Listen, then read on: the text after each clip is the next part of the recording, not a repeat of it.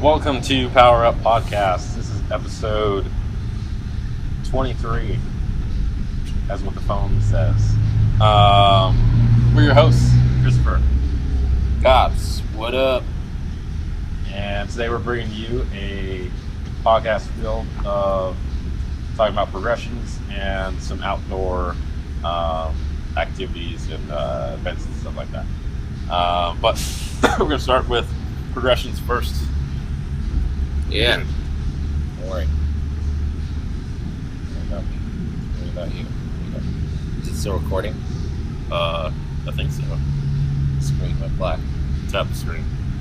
Anyways, so I'm just trying to finagle this so it works better. Oh, it's still going. Okay. All right, perfect. Anyways, yeah. We're your hosts, Cops. And Chris. Yeah. Coming at you. Go ahead. Oh, okay. We're coming at you from outdoors today. It's actually a pretty nice day. About 77 degrees. But, however, in the past couple of weeks, felt that we want to talk about progressions. Progressions being different ways. We've covered this a little bit, different ways how to scale a workout, but we're talking about more of utilizing different progressions throughout different exercises, different things that can help you out in different forms of a whole movement in general.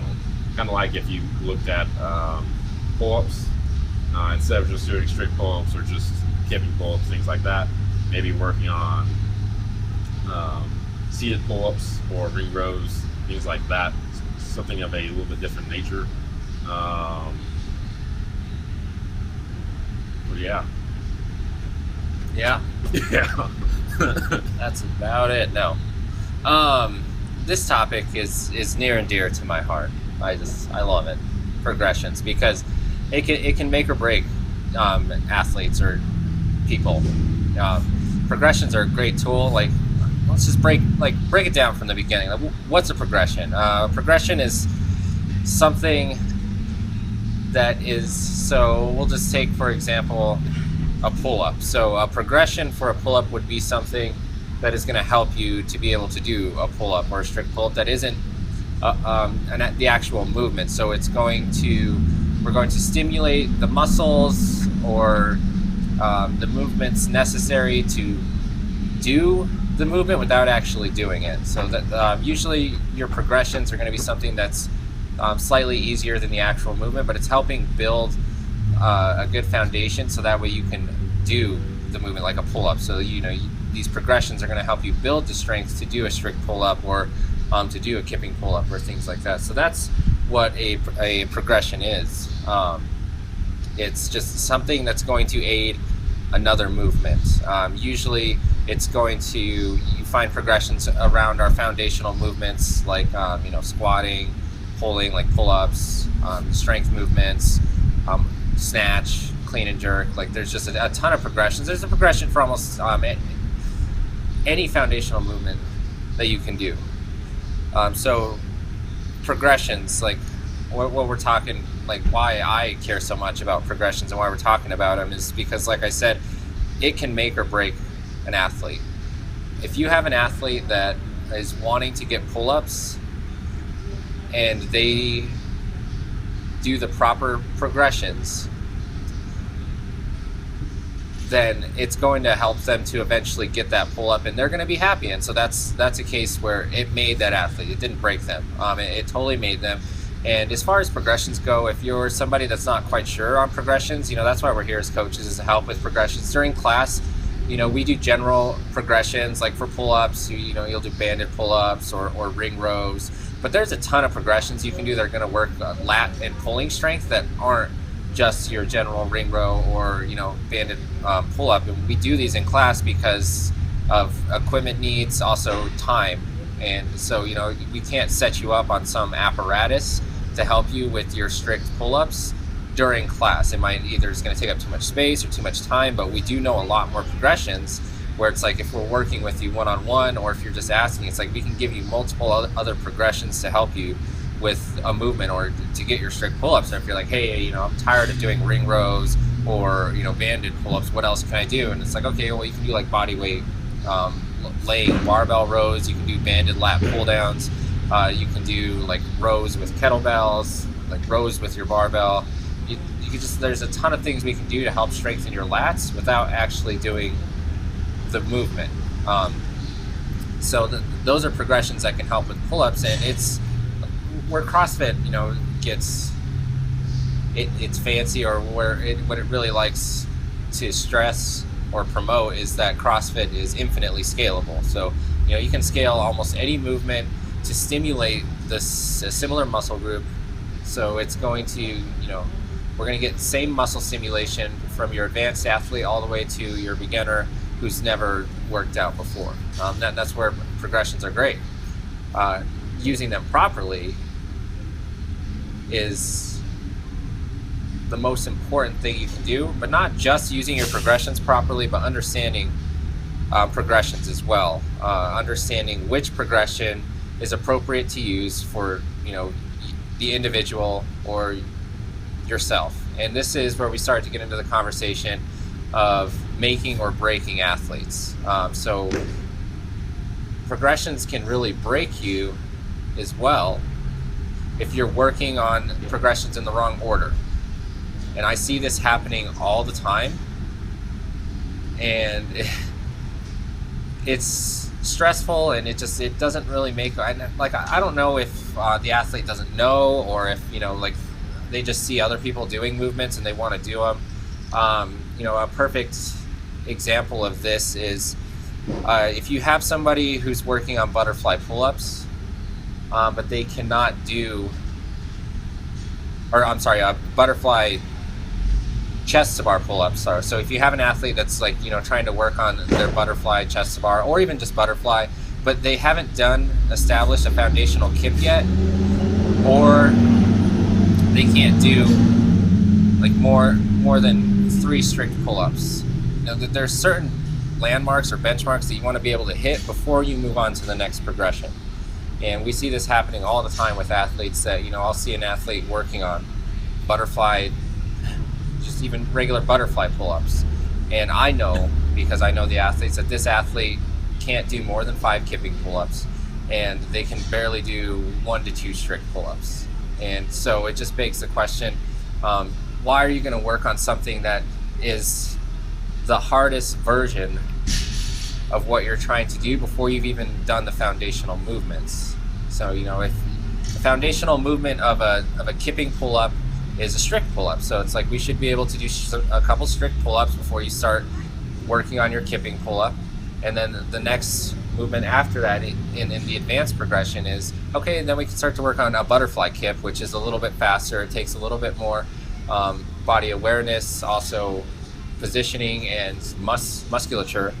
And then after that, it goes like chest to bar, strict chest to bar, and the progressions continue to go up from there or get more difficult. And so where we really start to see this disconnect, or where the athlete is breaking, is working on things that are above your current skill level or strength level. And for me, it just doesn't really make sense to be doing something like that. Another example is if you have an athlete that's working on triple unders but can't do more than 100 on broken double unders, there's no point to be working on triple unders. That is a much harder version of a jump rope than a double under. And if you can't, and 100 I think personally 100 is the benchmark of where, okay, I'm good enough at double unders, I can start working on triple unders. But even 50, it's like if you can do 50 unbroken, then it would probably be, I'd say that's the minimum. Then it's like, okay, if you're interested in triple unders, then start working on your triple unders. It goes all the way down to regular jump roping too. It's like if you can't do more than 50 jump ropes unbroken, then you probably shouldn't be working too much on double unders before you got that part of the progression down. So it's like, okay, I'm really good at jump ropes. I can do 1,000 singles. Great. It's like double unders are appropriate for you. You understand the foundational movement of jump roping. So now we can move on to an advanced version of jump rope. A double under and triple under, the jump should look the same. It's just you're jumping maybe slightly higher or you're moving your wrists faster. But other than that, like I always stress, it should look the same. So it's like that's where we build that muscle memory from the foundational movement. With jump ropes, it's the single under. You build the muscle memory of just doing it in a perfect position. You can do 100, 200, 300 singles, and it's like, okay, now start working on doubles, but with the same technique that you learned your single with. So now we're just going to have you jump a hair higher, and you're going to rotate your wrist faster, but if we looked at your jumps side to side, they should look pretty similar, right? You shouldn't start doing crazy things with your legs or tucking your knees in or kicking back or like rotating your arms, or nothing should change besides the cadence at which your wrists are flicking and the height that you jump. So that's where progressions can really start to hurt athletes. Is like, you walk into a CrossFit gym and you see an athlete doing, ring muscle ups, and you're like, holy crap, I really want to try that. But you haven't either developed or demonstrated the foundational movements to do a ring muscle up, which should be 5 strict pull-ups and 5 strict ring dips. If you can do those, then we can start working on, okay, well, you have the strength. Now it's a matter of, do I have the skill? But if you're somebody that's working on muscle ups and you can barely do a strict pull-up and barely do a strict ring dip, then I'm under the belief that it's like we shouldn't even be considering muscle ups for that athlete. It's like we should, all right, let's break down the movement. What is a muscle up? Well, it takes some pulling strength, it takes some pushing strength. Let's develop that.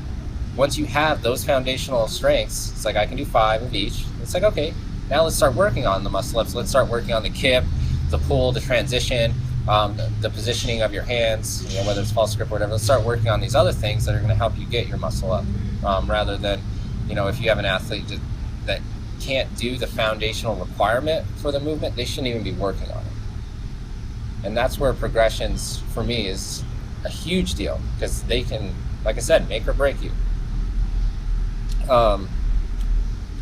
So you just have to be really smart about choosing which progression we're going to use, and also being appropriate with what we're going to work on.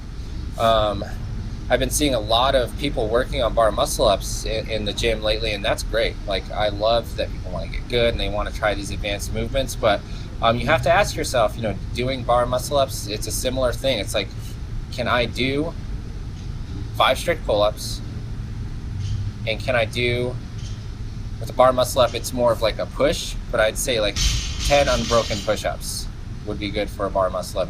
Ring dips, it's similar, it's a little different, but you should be able to have some type of foundational strength in the pulling and pushing before we're working on bar muscle ups. So it's like, if we're not getting consistent chest to bars, or there's just no point in working on that progression, because if you don't have the strength to get it, it doesn't matter really how much skill work you do. You're never going to be able to do the movement until you develop the strength. If you understand that as an athlete, and you're like, look, I just want to practice the kip, or just what it feels like to get over the bar, like, that's perfectly fine. It's great. But if you're somebody that's like, I really want to get this movement, but you don't have the foundational requirements, it's just not going to happen. So it's like, instead of wasting time working on an advanced movement, work on the foundational movements, work on the progressions. Once you get them, then move forward. Right, it's the same thing with, if you think about lifting weights. It's like, you're not going to deadlift 300 pounds if your max is 250. So it's like, well, then you need to develop strength, work on that muscle group, and then eventually you'll get to 300. But it's like, you have to scale it back. It's like, if you just if your max is 250 and you loaded a bar with 300 and just tried to pull it every day, you're never going to develop the strength to actually do it. You're just going to fail every day trying to pull that bar up. because you're not going to develop any strength in the actual pull. You might develop like positional strength and like maybe core strength just from tightening so much, but other than that, like you're not going to get the strength to pull that off the ground without stepping back and working on lighter weights or progressions in the movement. So when it comes to progressions, it's like be smart about them. Ask us coaches, or let us know some of the goals you have. Like, hey, I'd like to get a bar muscle up or a ring muscle up or handstand push up. Like, what can I do? Well, it's like, all right, well, let's establish a baseline of where you're at currently. What can you do as far as that movement goes? And then we can go from there. It's like, okay, well, you can do this and this, but you need to be able to do X, Y, and Z. So let's work on X, Y, and Z before we move to that movement. It's the same thing, with handstand push-ups. We see a lot of progressions there, and with pull-ups too. So here's my general rule of thumb for a progression is if you've been doing that progression, so like this goes more along the lines of common things that we see, like handstand push-ups or pull-ups. So if you're doing the same progression for more than 6 weeks, you need to make the progression harder. So if you're doing banded pull-ups, use less assistance. Or if you're doing handstand push-ups and the ab mat thing, I really am not an advocate of using more than one ab mat. A lot of people do it, even though I'm stressing like not to, just because the range of motion is so small. It's not really doing much for you. It's helping your stability muscles, but it's not doing much for the actual strength, developing the strength to push, because you're going to have strength literally about 3 to 4 inches, but when it comes to that foundational push off the ground, you haven't developed strength in that part of the push because you're only going to here every time rather than getting that full range of motion. So if you've been on a progression for more than 6 weeks, you either need to change your progression or come and talk to a coach, because that is an indicator that progression might not be working for you because you're not getting better. And it's like, that's the purpose of doing a progression. So it's like, you shouldn't be stuck on banded pull-ups for 6 months or, one ab mat on your handstand push-ups as your progression. So if you get stuck on progressions, that's a problem too. They should only be there for like 6 weeks at the most. It's the longest we should be doing a progression. So if you have one ab mat and you're doing your handstand push-ups, after 6 weeks, you should have developed the strength to start being able to link together some strict handstand push or some full range of motion handstand push-ups without the mat. Same thing with banded pull-ups. If you're using a thick band, after 6 weeks, you should be able to use a little bit less until you're able to do it. Otherwise, what's the point of doing the progression? We've made it so using a band or using the mats is no longer a progression for a handstand push-up or for a pull-up. Now it's just the movement. So now you're just doing a banded pull-up or an assisted handstand push-up, but it's not considered a progression because it's what you always do. So now that's just the movement. So it's like, if the goal is to get a strict pull-up, to get a full range of motion handstand push-up, then the progressions need to advance or change over time. Otherwise, that means we're not getting any closer. So if we're on the 2 ab mat thing with the handstand push-ups and it's been more than 6 weeks, that should be an indicator to us I'm not getting any closer to doing a handstand push-up. So then it's like, okay, well, what can I do? Well, it's like, okay, well, stop just doing the 2 ab mat handstand push-up and start working on your pressing strength. So strict press, kettlebell strict press, handstand holds, or negatives all the way to your full range of motion. Like, start doing different progressions than what you're doing if it's not working out for you. Same thing with pull-ups. It's like, oh, the banded pull-up, well, it's not. Okay, well, let's either use more or less assistance so we can stimulate the muscle groups necessary and make this as hard as it needs to be, or let's find a different progression.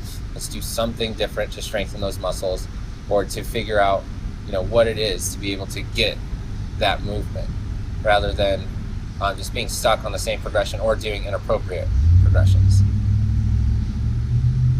Yeah, that's how I feel about progressions. They're great. They can make or break you, but if you have a lack of understanding of progressions, they can definitely break you. Or if you've been stuck on a progression for a long time, it's probably hindering you more than it's helping you at that point, if it's been months on end that you're doing the same progression. So that's where, as an athlete, either change the progression or talk to a coach and be like, hey, I've been doing banded pull-ups with the green band for 6 months. Like, and we'll be like, okay, well, that's a problem, because if your goal is to get better and to get the pull-ups, that's a problem. If and everyone's goals are different. If you're just like, look, I don't really care about doing a strict pull-up, like I'm fine with my banded pull-ups, that's a different story. So if you're on that progression and that's what you want to do, I just dropped you. If that's what you want to do, and you know, like the next goal level isn't to do a pull-up or a muscle-up or whatever, then I'm not speaking about those people. It's like if that's your main goal, or you know, you're just like, hey, I just want to get a good workout, the banded pull-up is fine for me, that's cool. But if you're someone that in your head it has a goal of eventually like to do some strict pull-ups or some full range of motion handstand push-ups, or would eventually like to do some double unders or things like that, and it's like, let's work good appropriate progressions for a good amount of time in order to get you to that goal.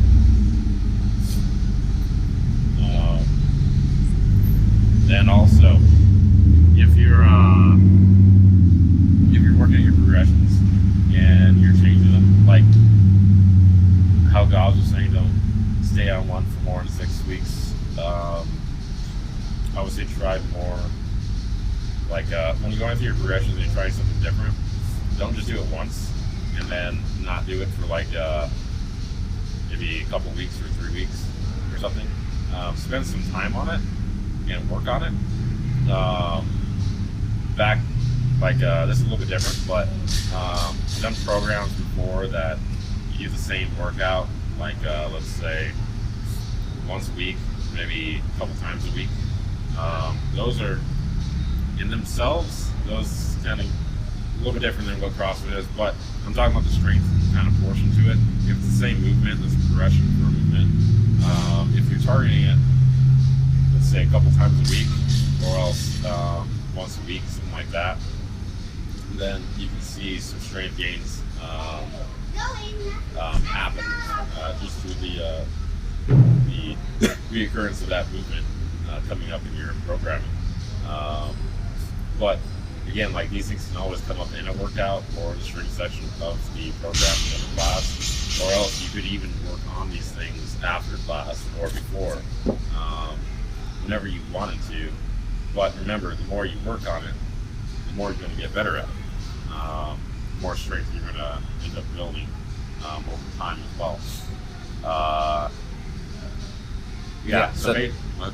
I'm just going to build on that. That's a great thing that Chris brought up, was frequency with working on your progressions, and also understanding the right amount of time to work on a progression.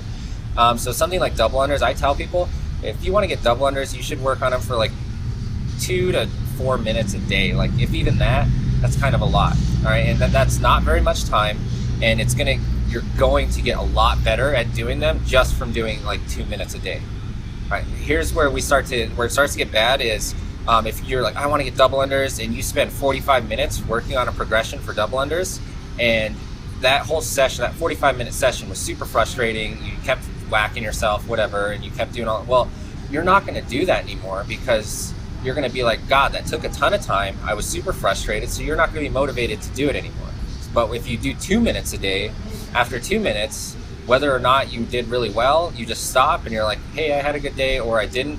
The next day, it's going to leave you hungry, and it's not that hard where you're going to want to do it every day. You're like, oh, that wasn't bad, I can do it tomorrow, or the next day. It's like we start to get in that slippery slope of these progressions where you get really, really excited about doing a movement. I get really excited about doing a muscle up, so I spend an hour working on muscle ups. Well, that sucked, and I don't have an hour to spend every day working on muscle ups, so now I'm going to do it once every other week because I just don't have that much time. And that's where we get that slippery slope with progressions. It's like, if you want it to work, the frequency needs to be correct. It needs to be at least a couple times a week, and the time period needs to be realistic. Like, how much time can you spend and are willing to spend? Like, let's say I'm going to work on my progression for muscle ups 3 times a week. What's realistic? Okay, how much time do you have, and how much time is actually necessary to stimulate your body and teach you to move correctly without overdoing it? Because it's really easy to overdo it. And I would recommend, if you're somebody that you already have the foundational strength for pull-ups and dips, and we're just working on the kip and transition, I would say 5 to 10 minutes a day at the most. And that's what you should spend. And then at that, cut yourself off, save it for the next day, because then you'll stay hungry to continue trying to develop that movement, rather than I just spent an hour on muscle ups, I'm super frustrated. That one session probably didn't help a ton. And now I'm not going to do it for another few weeks because of how much time that took and how mad I am that freaking muscle ups are hard. So this is the about the time gap for the video podcast. Video, we're leaving you. You got like 5 seconds on the video. So we're at the end of the progression talk. So in the audio version of the podcast, we'll be talking just a little bit more and a little bit more of outside activities and things like that. Yeah, one of the other things. There we go. Air dancing my heart out. So one of the last things I would say, if you're practicing a progression a couple times or however many times a week, the right time to practice them is key. Like, let's say if you're practicing bar muscle ups, to do such a powerful movement like that, you either would want to be somewhat fresh after a warm up, or else have some slight fatigue set into your muscles for to end up practicing it. Like if you got warmed up with a strength part of a workout, like you're working on strict pull-ups or something like that. So that after workout, after you do a WOD, you're not completely exhausted to where you're going to attempt a bar muscle up and you're going to practice them and you have absolutely no energy for that, or else maybe your hands are just you got ripped from a pull-up workout or toes to bar workout. You're trying a bar muscle up. That is just going to hurt your hands. You're probably not going to have as much grip, and you're probably going to be tired. So picking the right time for to actually practice your progression, especially if it's a powerful movement, is really key to think about.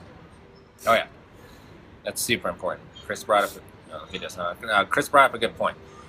So I'd say if you could choose, it should always be pre-WOD or like pre-working out to work on your progressions, just because body fatigue sets in. Even with something as simple as double unders, if you do a hard workout, you're going to have some fatigue there. So just your body's movement patterns and neurological functions, everything firing, it's just not going to be the same as if you were fresh. So you just want to practice progressions if you can when you're fresh. So before working out or coming early or anything like that, because that's going to help you get it the quickest. If you're always working on progressions when you're after a WOD, which I do see people doing a lot, it's not going to break you. It's just not ideal because you're tired. So like, especially if the movement you're trying to get requires a lot of strength or skill, it went out. Then you're gonna have a really hard time getting that movement down if you are only practicing it after a workout because you're already tired. CJ's here. Yo, CJ, what's up, baby? Talking progressions. So who's recording? It's right there. Right here. Okay, yeah. Now I have it up. So, and we'll just talk to CJ about this. So we were talking about progressions and just kind of seeing athletes working on inappropriate progressions. So like working on butterfly pull-ups when they can't even really do strict pull-ups or kipping pull-ups. What's an example that you might see in the gym of people doing stuff like this? People trying bar muscle-ups before they're good at strict pull-ups. People trying ring muscle-ups before they can, do a substantial amount of ring dips. It's something that you see a lot with CrossFitters. It's something that's kind of disheartening. Because we get this idea that all we want to do is move forward. We don't care how we get there. So all we care about is getting to point B no matter how we get there. When in reality, there's a lot of steps between, I say point B, but it's really like, point J and point A. Like point A is the pull-up, point J is the muscle-up. People don't take all the steps they need to get there. Like learning how to false grip muscle-up first before you go to the regular grip muscle-up. People need to take the time to do these things before they just hop into it. I think they can try over and over again. Because what happens is you ingrain failure patterns in your body as well from trying these things over and over and over again without taking proper progressions. It's like learning how to run before you can walk. It's silly. You shouldn't do that. It's a bad idea. Absolutely. I'll probably Absolutely. say a different type of progression, which isn't an exercise. Flexibility also can help out. Like if you take a snatch, for example, or overhead squat, you really want to do one of those, and you don't have the flexibility in your lats. You're most likely, or lats, or maybe like calves. Ankle mobility, Yeah. yeah. It's a big one for overhand positioning. Yeah, if you don't have any flexibility there, you're most likely not going to achieve that movement. What's funny is I kind of had a conversation like this recently with one of our members. I won't point out this person on the podcast, but this person is really good across the board, but really struggles with one movement or movements of one sort over and over and over again. And instead of stopping and breaking down and going through a progression to make themselves better at that movement, like breaking down the cause of the problem and solving the problem, they just keep doing more of the same movement. It's like, no, you need to go through, you need to back it back down, start from the problem, let's work through a progression, and then we'll go back to the movement here and see if the movement improves. And so it shows you that even some of our best athletes, and not just in mob, but across the CrossFit world, try and skip steps to get to where they see everybody else is at. Yeah. I pride myself on being a decent athlete, and I came in CrossFit with a good baseline. But even I started at a very light snatch or a very light overhead squat before I started adding more weight to that, because the movement has to be efficient first before you start adding weight, before you start doing touch and go reps, before you start doing full snatches versus a power snatch or a hang power snatch. There has to be a progression to the movement. I also would say if you're working on a progression as accessory work, you don't have to feel jacked after you're done with it. Like you could have a nice chill sesh, just listen to some music, working on, let's say, just the kind of strict ring muscle up motion, how pulling the rings to the chest and ripping them through, having that transition work. You don't have to feel jacked when you come out of there. You possibly not even might break a sweat, depending on how the skill work is done. The main goal is practicing good technique and not failing every rep. If you fail the whole bunch and you keep getting frustrated with it, then that's probably where That's an excellent point, Chris. I actually was just listening to another podcast, which you should listen to after ours. Ben Bergeron was just talking about one of his podcasts. Listen to ours first. Yes, ours first. But it was talking about training versus practice, and competition when it comes to CrossFitters. Practice modes where you don't even break a sweat. Like if you're practicing rope climbs, you take your foot, you practice your J hook over and over and over again. So while you're seated on the box, like you literally never break a sweat. You never even stand up on the rope. And then training, you do those movements that look more intensity, but you're still focused on getting better at the movement. Versus competing, where you're trying to just go as fast as you can, and you might not have the best technique, but you're trying to win that thing. And where there's a purpose for each one of those, most CrossFitters think they're always competing. So you should be doing more practice and training than you are competing. That's right. So every day you come in the gym doesn't necessarily competition, but you should be still practicing some things, or trying to get better at them, and then training those things in the workout as well. Yeah, that's great. I think CJ just opened up another can of worms that we're going to make our next podcast topic is the difference between practice, training, and competing, because I can talk a long time about that, and I'm very passionate about that as well. I'm passionate about a lot of things. And when I say passionate, it means that it gets to me. So that one, that's another topic that we can talk about hopefully in our next podcast. That can take a while, just because, me myself, I'm guilty of not doing the correct type of training, where it's like you get sucked into the whiteboard and before you know it, all it becomes is only caring about numbers or performance, and that is competing. And it can make or break you, and it's one of those things where for most of us it's breaking us. It's breaking you. It's not making you.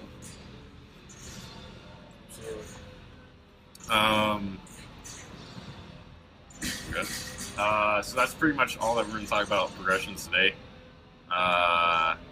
Like I said, if you are trying to get a movement or a goal and you don't know progressions to do, come and talk to us. That's why we're here. We know a lot of progressions that we can't always necessarily do in class. Like I said, some of them take multiple apparatus or just a lot of space that we can't have. I can't have 7 people doing that type of progression because we don't have the equipment or the room or the time to set it up. So you can always do YouTube. YouTube is a great resource. Obviously, vet your information, but you can always go to YouTube as well, finding some good resources there through CrossFit, CrossFit YouTube page or other high-level CrossFit videos on their own YouTube pages. And if you're going to find a progression that's like on Instagram or something, and you've never done something that's like that, ask one of us, ask one of the coaches to take a look at it and to possibly help you out so that make sure that you're actually doing it safely. Absolutely. And also, I don't know everything. I like to think I know everything. I don't know everything. So if you find some cool progression for a movement and you've never seen us do it, tell us, because either I know about it and I've never helped you, or I don't know and I would like to know, because it would just help my little repertoire of progressions, so then I can add it to my book of things that I can do. So if you find a new progression, let us know. Be like, hey, I did this. Did you know about this? And we'll be like, yes, or no, I didn't know about that. Yeah, very good point. So after all that good talk about progressions, if you listen to the start of the podcast, or else you've seen the video podcast at the start of this, we're sitting outside recording it. Summer's here. Summer has brought the heat. Today is a little cooler. You don't even need to warm up when you come in the gym. You're already warm. Yeah. Like, just look at the whiteboard. Let's go. The cool down is called sitting in front of the fan. This summer, we have some events coming up. Also, this Saturday we're having a softball game. Be there. It's gonna be fun. We're gonna play some softball. Did you say it's in Westminster? Yeah, it's at Amherst Park on like 130 something in Pecos. Yeah, it's gonna be fun. We'll have like some football, maybe spike ball there, just depending on. Just have some general games. If we have enough people, we'll actually play like a legit softball game. Otherwise, we might just play like 3-on-3 or something. I don't know. I hope a lot of people come. So we'll see. Yeah. Also, summer's here, and if you're good at, let's say, since we're talking about progression, let's say if you're good at like pull-ups or something like that, there's tons of like pull-up bars that are just in parks around here. If you ever wanted to like make a posse and just show up at a park and have a workout out there, listen to some tunes, like even us, we would be totally down to organize something like that. Oh, yeah. Like I have a boombox that I can take anywhere. We've It's seen pretty you. loud. Chris. Yeah, Right. We've all seen it. it's awesome. I don't know about take anywhere. I think it's not really portable friendly. Well, when you got the gains, Take it on a hike with you. you work out at the same time. Help. Um, Yeah. So if you have any ideas, let us know, or just keep your eyes and ears peeled, because we will be doing some outdoor stuff as the weather gets hotter. Also, for game ready stuff, we're starting a game ready summer performance class here at CrossFit Mob on Monday. Let's start next week. It starts on Monday. Coach Godley teaching that for us. Mm. So you get all those details and everything. If you want to sign your kids up for it, ages 9 all the way to, ages 13 to 18 is what we're looking at for this camp. Just more fitness based, not so much sports performance, more fitness based, getting those kids off the couch, getting them moving, getting them pecs like goblins. So yeah.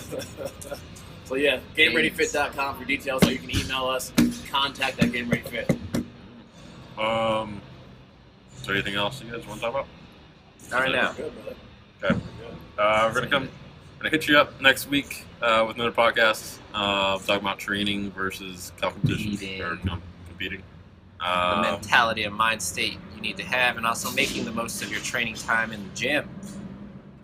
If you want to compete, the goal, we'll talk about it If more you want next to get week. better in general, not If even you wanna competing, get if you want to get better as a CrossFitter, yes. Yeah. If you want to move better, get better, move safely, and promote longevity. Because the sport of fitness, CrossFit, if you do it correctly, you can stay fit and healthy for a long time. And to look cooler when it comes to Instagram. because you gotta do it. Do it for the gram.